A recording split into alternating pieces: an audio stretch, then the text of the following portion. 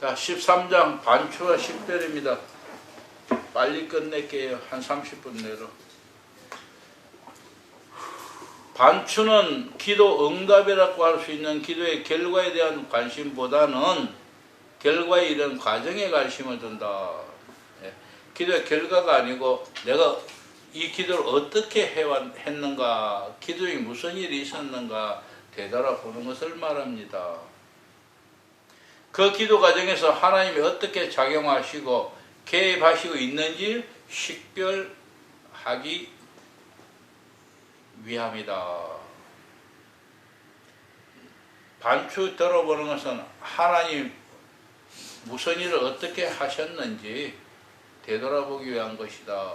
식별은 그 일의 결과에 대한 성공과 실패를 가늠하기 위한 조치가 아니고 하나님의 영광을 위해서 최선의 무엇인지를 선택하기 위함이다. 우리 이것뿐만 아니라 살아가는데도 이겁니다. 전 늘 이야기하는데요. 말은 하는데 그래도 실천은 못하지만은 무엇을 하든지 먹든지 마시든지 하나님의 영광을 위해 살아. 난 그의 하나님의 목표는 목표인데 따라가는 거는 10%도 못 따라가는 것 같아서 걱정은 걱정이지만요. 그러나 핵심은 하나의 핵심 중에 하나는 그겁니다. 무엇을 하든지 먹든지 마시든지 하나님의 영광을 위해서 해라. 삶의 목표죠. 자, 반추의 필요성과 방법이 둘째 줄에 하나님은 우리를 도구로 사용하실 뿐만 아니라 인격적인 관계를 통해서 당신의 뜻을 이루기를 원하신다. 네. 하나님이 하나님의 뜻을 이루시기 원하시는데 강제적으로 우리를 노예같이 부리는 것이 아니라 인격적으로 야, 너 이거 좀 해줄래? 나 이거 하고 싶은데 너 어때? 하고 우리와 대화하기 원하신다는 거예요. 마지막 줄에 기도는 하나님과의 대화를 위한 초대장이다. 예. 그래서 기도는 하나님과 대화하기 위해서 하나님이 부르시는 것이라. 그러므로 기도가 진행되어 가는 상황을 이해하고 식별하기 위해서 반드시 반추가 필요하다. 반추가 왜 필요하다고요? 기도가 진행되어 가는 상황을 이해하고 식별하기 위해서. 하나님과 대화 내용이 무엇이며 그 대화에 따라서 어떻게 해야 할 것이냐? 여호와의 말씀하소서 종이 순종하겠습니다 했는데 순종하기 위해서는 그것이 무엇이며 어떤 뜻이며 어떻게 하는 것을 명확하게 알아야 행동할 거 아닙니까? 그래서 반드시 반추를 해야 한다. 기도 후에 기도를 다시 되씹어 보면서 그 맛이 무엇이며 그것이 무엇을 의미하는지 평가해 본다는 의미에서 반추라는 말을 사용한다. 왜 반추라는 말을 사용하느냐? 기도 끝나고 되씹어 본다는 거예요. 원래 반추라는 게 뭐 소가 예물을 먹고 다시 되씹어서 끄집어내서 다시 씹어서 먹잖아요. 소는 예, 되시기만 즉 그런 의미에서 반추라고 얘기하는 거예요.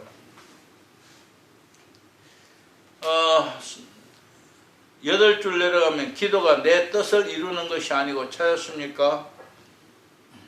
기도가 내 뜻을 이루는 것이 아니고 하나님의 뜻을 이루어가는 과정이라고 한다면 반추 없는 기도는 진정한 의미의 완성된 기도를 할 수 없다. 되돌아보지 않고 그냥 지나가버린다는 그 기도를 온전한 기도를 할 수 없다. 즉 반드시 반추해보라는 것을 강조하고 있는 겁니다. 6줄 더 내려가면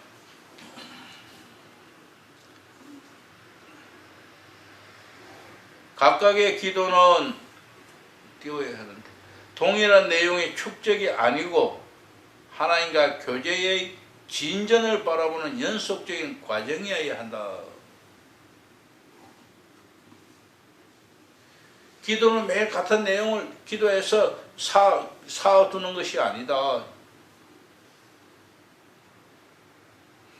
하나님과 교제하면서 앞으로 어떻게 될 것인지 그것을 바라보며 나아가는 것이다. 그렇기 때문에 기도를 한 번 하고 마는 것이 아니라 지속적으로 계속해 나가야 한다는 것입니다.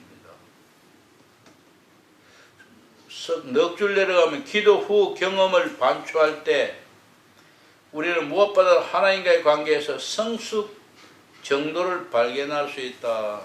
예.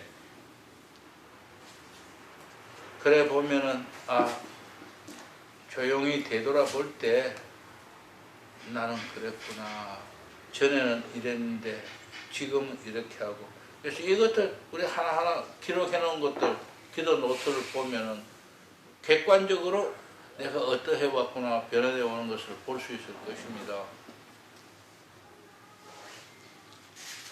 자, 이런 내용들을 좀 정돈해서 보고 나면은 이렇게 말할 수 있을 것입니다. 488쪽입니다. 세 번째 줄에 계속되어야 할 기도라면 주님과 보다 완전한 교류를 위해서 그 시점을 중심으로 기도를 반복할 수 있다. 그래서 반추와 반복 기도는 매우 밀접한 관계를 맺고 있다. 반추할 뿐만 아니라 계속적으로 반복해서 사실은 이루어질 때까지 반복해서 기도해야 한다. 반복 기도는 같이 읽을까요? 단순히 충분히 이해하지 못한 부분을 온전하게 이해하기 위해서 다시 되풀이하는 의미는 아니다.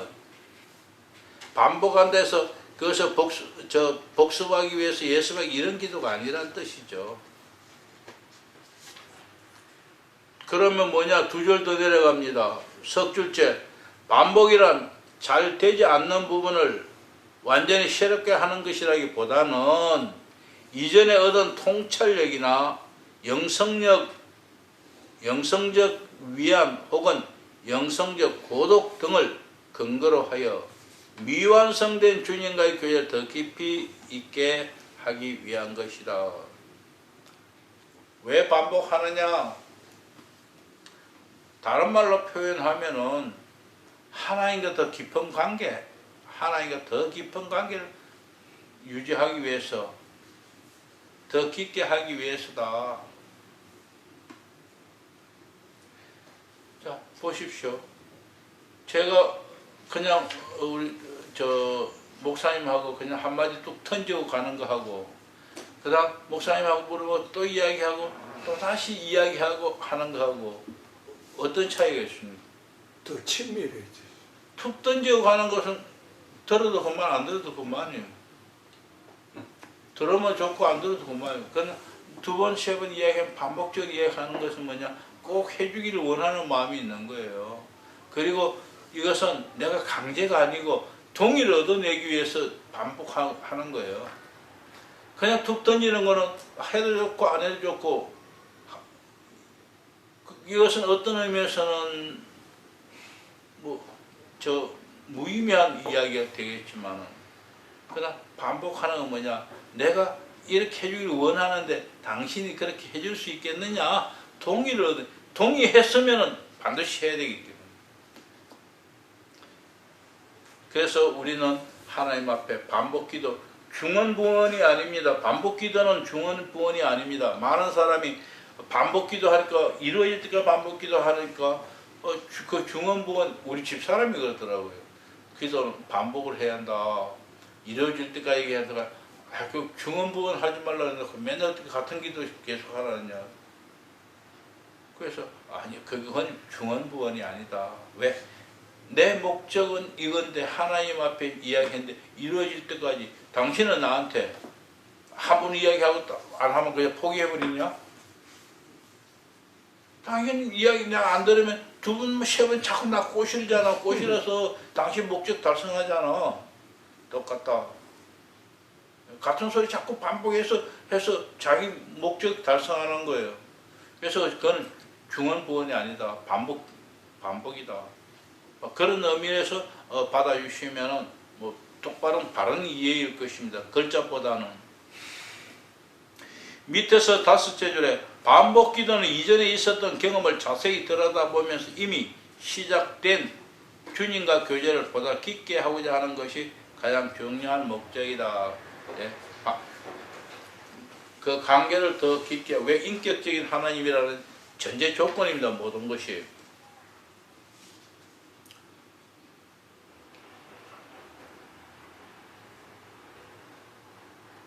그렇다 해서 반복 기도라 해서 마지막 줄입니다.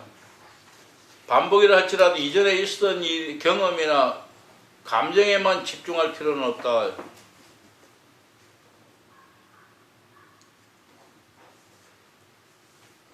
무슨 말인가요? 같은 기도 목적을 두고 했는데 오늘 갑자기 다른 생각이 났고 다른 의미가 주어졌으면 그에 따라 또 기도해 나가면 되는 거예요. 과거에 거기만 매달리는 거 아니다. 하나님이 현실이 주는, 오늘 주는 거기에 같이 응답할 수 해야 한다는 거예요.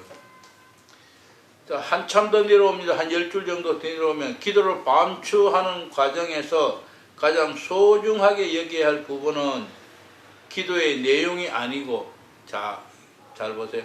기도의 내용이 아니고 기도 후에 남긴 느낌이나 여운이다. 우리가 반추해야 될 게 뭐냐? 기도 내용 그 자체가 아니다. 오히려 기도 후에 느껴지는 남긴 느낌, 그리고 여운이다. 사실 이게 더 오래 가잖아요.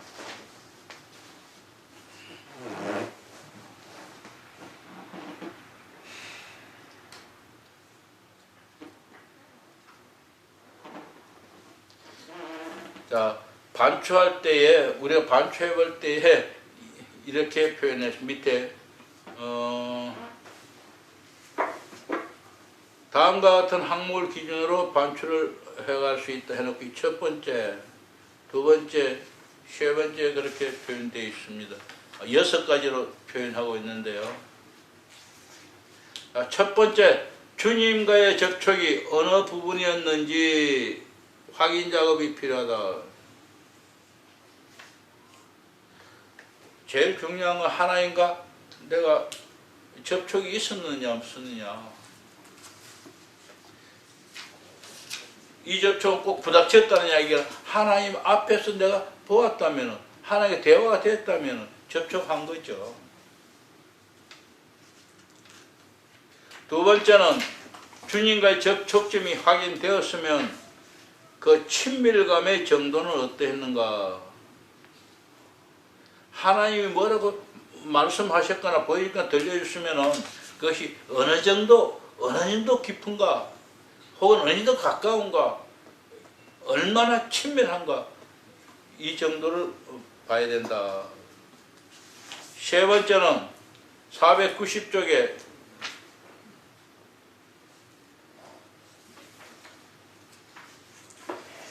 매번의 기도에서 어떤 이미지와 하나님을 경험하고 있는지를 묻는다. 하나님은 어떤 이미지냐? 우리가 볼 때 그 장님이 코끼리 다리 만진다는 식으로 하나님 요 한 부분 보고 이게 하나님이라고 하는 게 아니고, 오늘은 이런 하나님, 내일은 저런 하나님, 그때마다 다른 것을 우리 볼 수 있을 것입니다. 그렇게 해서 하나님을 더 많이, 오랜 동안 더 많이 볼 수도 있을 것입니다. 지금 그런 부분들을 이야기합니다. 네 번째, 그 기도 속에서 어떤 모습이 자신의 경험하고 있는지 묻는다. 뭘 보았느냐? 뭘 들었느냐? 너는 뭘 느꼈느냐? 다섯 번째, 그런 반응을 가늠하기 위해서 일어나고 있는 내적인 경험을 반추해 본다. 예, 바로 지금까지는 말하는 여러 가지 감각적인, 외적인 것, 현상적인 것이라더라 이제는 내 안에 다가오는 내적인 부분까지도 반추해보라. 거기는 같이 좀 읽어보겠습니다. 다음과 같은 심리적인 용어로 표현해 볼 수 있다.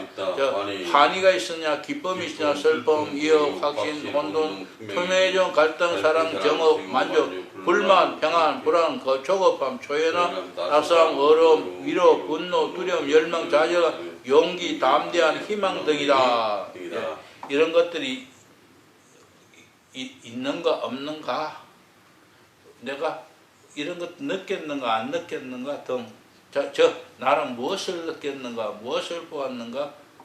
여섯 번째로, 이제 보다 영적 진보를 위해서 취해야 할 다음 조치는 무엇인가. 즉 나는 이제 뭘 해야 되겠는가.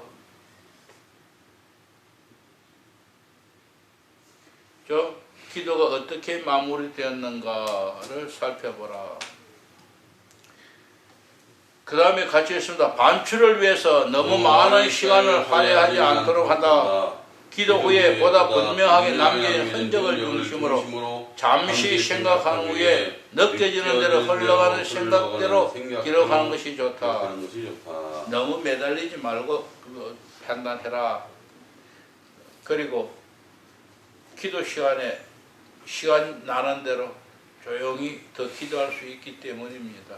반주 시간에만 거기만 생각이 다 빠져버리면 남의 시간 다 뺏어 먹죠. 자, 반추의 예를 들면 다음과 같다. 491쪽입니다. 누가복음 5장 1절에서 11절인데요. 이거 뭐냐 하면은 베드로가 예수님을 만났을 때 밤새도록 고기를 바닷가에 배를 띄워놓고 잡았는데 고기 한 마리 못 잡고 빈 배로 나오는데 예수님이 거기 나타나셔서 깊은 곳으로 가서 그물을 던져라 그러니까 베드로가 뭐랄게요? 당신이 뭘 안다고 속으로 그랬겠죠. 나는 그래도 이 고기잡이 전문가인데, 그런데 그렇게 항의하고 반박하지 아니하고 나 그물을 던졌습니다. 나가서 그물을 던졌는데 그물을 땡겨 올리니까 그때 고기가 뭐 500마리인가요? 엄청 많은 고기다. 네, 그물에 가득 차. 그게 안 돼서 다 못 건져서 뭐냐, 이 옆에 있는 배를 야 이리 와 좀 도와줘 하고 불러서 건져 올리니까 자기 배만 해도 불러온 친구 배까지도 가득 찼더라. 그래서 베드로가 뭐냐, 나는 죄인이로소이다. 떠나소서. 떠나소서. 여기 있지 말고 떠나소서. 왜? 신이니까. 사람이 아니다 이거. 신이니까 떠났어요. 당신을 감당할 수 없습니다. 그런 내용입니다. 그런데 이것을 이건 숙제입니다. 집에 가서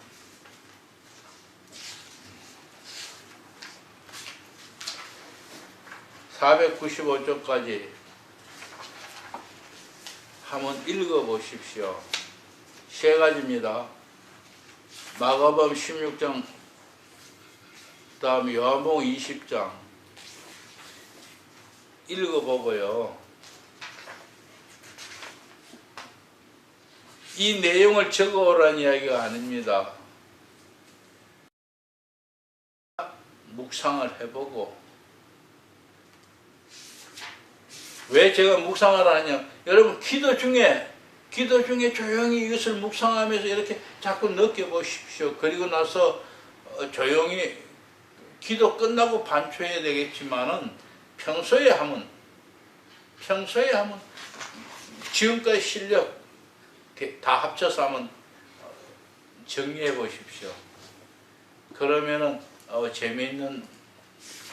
하나의 재미있는 설교가 될 겁니다. 그렇게 해서 얼마든지 내용이 길어도 좋으니까 한번 적어와 보십시오.